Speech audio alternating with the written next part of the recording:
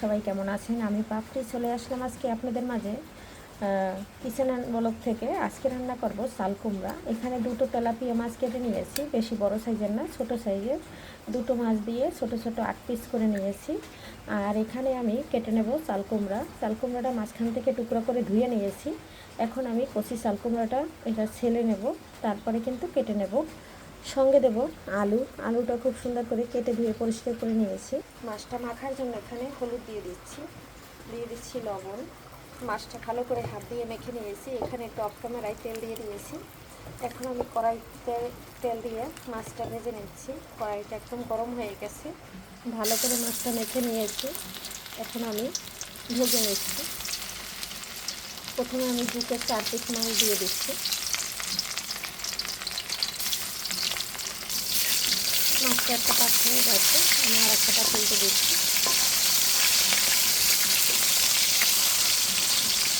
মাছটা খুব সুন্দর করে ভাজা হয়ে গেছে। বাহিরে হচ্ছে প্রচুর বৃষ্টি। অবশিষ্ট মাছগুলোও দিয়ে দিয়েছি। বন্ধুরা, মাছটা উল্টে পাল্টে একদম ভেজে নিচ্ছি। এখন তুলে নিলাম।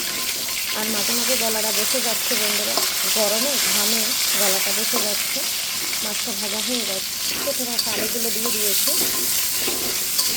এখন একটু ভেজে নিচ্ছি। আর এখানে দিয়ে দেবো কিছু রাঁধুনি আর দেবো কালো জিরা। এখানে কোনো পেঁয়াজ রসুন ব্যবহার করব না। অবশ্যই বন্ধুরা এই রাঁধুনিটা দিবেন। রাঁধুনি দিলে পরে খুব সুন্দর একটা ফ্লেভার আছে চাল কুমড়ার থেকে। আর এটা কিন্তু ফোড়নে দিলে এত সুন্দর একটা ফ্লেভার আছে, এটা বলার মতো না। আমি কিন্তু এই রাঁধুনিটা দিয়েই রান্না করি। রাঁধুনিটা ফোড়নে দিয়ে দিয়েছি। আলুটা দিয়ে দিয়েছিলাম আগে, প্রথমে শুরুতে দিতে মনে ছিল না, তাই এখন দিয়ে দিচ্ছি। আলুর সাথে একদম ভেজে নিচ্ছি।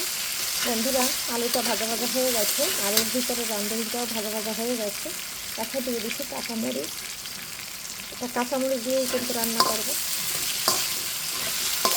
কাঁচামরিচটা দিয়ে একটু নেড়ে ছেড়ে দিচ্ছি। এখন আমি দিয়ে দেবো যে চাল কুমড়া কেটে রেখেছি। এই যে বন্ধুরা দেখুন, সুন্দর করে কেটে নিয়েছি।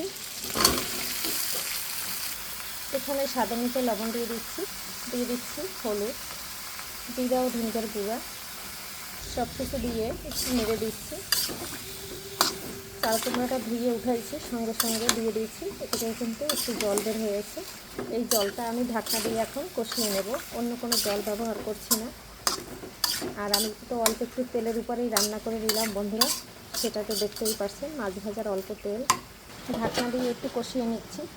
বন্ধুরা, 2 মিনিট পরে চলে আসলাম। এই যে দেখুন, যে জলটা বের হয়েছে সেটা কিন্তু শুকিয়ে গেছে। আর এই পর্যায়ে কিন্তু আমি গরম জল দিয়ে দেবো। এখানে ঠান্ডা জল দেবো না।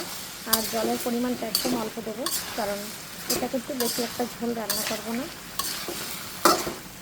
চাল কুমড়ো বেশি ঝোল রান্না করলে ভালো লাগে না খেতে। এখানে গরম জলটা দিয়ে দিচ্ছি। জলটা দিয়ে হাই হিটে রান্না করে এখন একটু নেড়ে দিচ্ছি। হাই হিটে রান্না করে নেব 5 মিনিট, তাহলে হয়ে যাবে আমার আলু। এই যে দেখুন, সব কিছু সিদ্ধ হয়ে গেছে। এই পর্যায়ে দিয়ে দিচ্ছি মাছ। ভেজে রাখা মাছটা দিয়ে একটু ঢাকনা চাপা দিয়ে ঢেকে দেবো, তাহলে মাছের ভিতরে মশলাটা প্রবেশ করবে। মাছগুলো একটু বসিয়ে দিয়েছি। এখন আবার ঢাকনাটা দিয়ে ঢেকে দিচ্ছি। 2 মিনিট রান্না করে নিলেই হয়ে যাবে। 2 মিনিট পরে চলে আসলাম, ঢাকনাটা সরিয়ে নিলাম। বন্ধুরা, একদম অল্প মশলা দিয়ে কাঁচামরিচ, হলুদ, লবণ আর একটু জিরা ধনিয়ার গুঁড়া দিয়ে নামিয়ে নিলাম। এই যে এত সুন্দর মজাদার রান্না করে নিলাম। মাছটা কিন্তু একদম কড়া করে ভেজে নিলাম। এইভাবে বন্ধুরা একবার হইলেও চাল কুমড়া রান্না করতে দেখতে পারেন। আর চাল কুমড়া সবসময় এরকম কম জালে রান্না করবেন, তাহলে খেতে ভীষণ ভালো লাগবে। টক হবে না, আর খেতেও দুর্দান্ত হবে। এখন জিরার গুঁড়া দিয়ে নামিয়ে নেব। এখানে ভাজা জিরার গুঁড়োটা দিচ্ছি।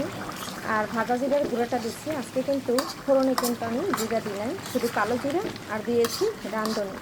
তবে চাল কুমড়ার ফোড়নে আমি জিরাটা ব্যবহার করি না, রাঁধুনিটা ব্যবহার করি। আর কালো জিরা আমার ছেলেকে খেতে বলছে, তাই সব কিছুতে আমি কালো জিরা দিই। এখানে 4টা বিলেতি ঝিঙ্গের পাতা আনছি, এটা দিয়ে একদম নামিয়ে নেব। আর চাল কুমড়া বন্ধুরা সবসময় হাই হিটে রান্না করতে হয়।